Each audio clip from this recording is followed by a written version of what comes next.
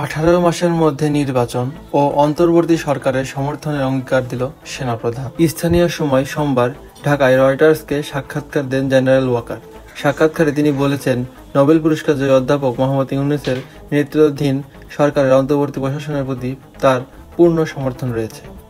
General Waker বলেছেন, আমি তার পাশেই থাকব, যাই হোক না কেন, যাতে তিনি তার মিশন সম্পূর্ণ করতে পারে। প্রতিবেদনে বলা হয়, শেখ হাসিনার পতনের পর ক্ষমতায় আসা অন্তর্বর্তীকালীন সরকার নেয়া প্রধান সংস্কার কাজগুলো সম্পূর্ণ করতে সাহায্য করার জন্য যাই হোক না কেন অন্তর্বর্তী সরকারের সমর্থন করার প্রতিশ্রুতি দিয়েছেন বাংলাদেশের সেনাপ্রধান, যাতে আগামী 18 মাসের মধ্যে দেশে নির্বাচন অনুষ্ঠিত হতে পারে।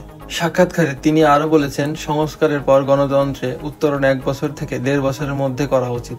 এই সময়সীমার মধ্যেই আমাদের গণতান্ত্রিক প্রক্রিয়ার প্রবেশ করা উচিত। জেনারেল ওয়াকার আরও বলেছেন, অন্তর্বর্তীকালীন সরকারের প্রধান উপদেষ্টা ডক্টর মোহাম্মদ ইউনূস এবং তিনি প্রতি সপ্তাহে বৈঠকে মিলিত হচ্ছেন। এছাড়াও তাদের মধ্যে খুব ভালো সম্পর্ক রয়েছে। দেশে স্থিতিশীল করার জন্য সরকারের প্রচেষ্টাকে সমর্থন করে বাংলাদেশ সেনাবাহিনী।